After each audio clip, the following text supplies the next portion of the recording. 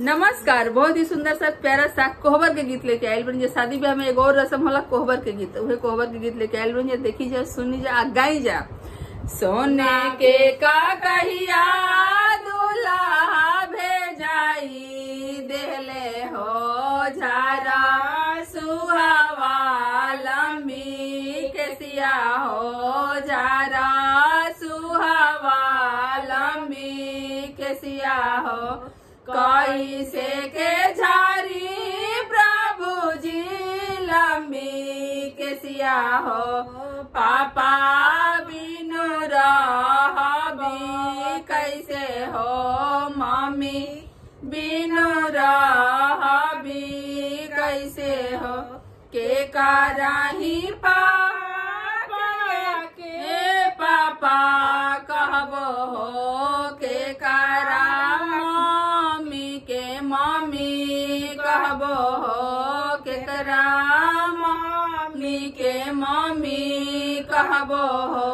के कराही अगवा हम के हंसब बोलब हो, नैहर लोगवा भुलाई जइबो हो, नैहर लोगवा भुलाई जइबो हो।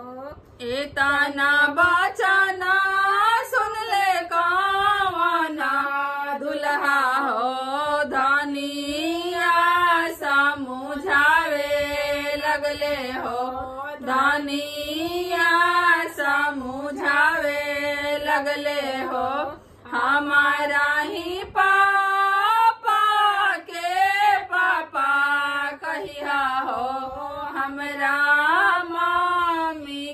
मम्मी कहिया हो, हमरा मम्मी के मम्मी कहिया हो। हमारा ही अगवा धनिया हंसी बोलिया हो, आपन नैहर बिसारी दिहा हो, आपन नैहर बिसारी दिहा हो। धन्यवाद। गाना की सुनी जा, बताइए कैसा लगला। गाना अच्छा लगे तो वीडियो के शेयर करी जा, लाइक करी जा, नए बनी जा चैनल पर तो सब्सक्राइब जरूर करी जा, और फेसबुक पेज के फॉलो भी करी जा। धन्यवाद।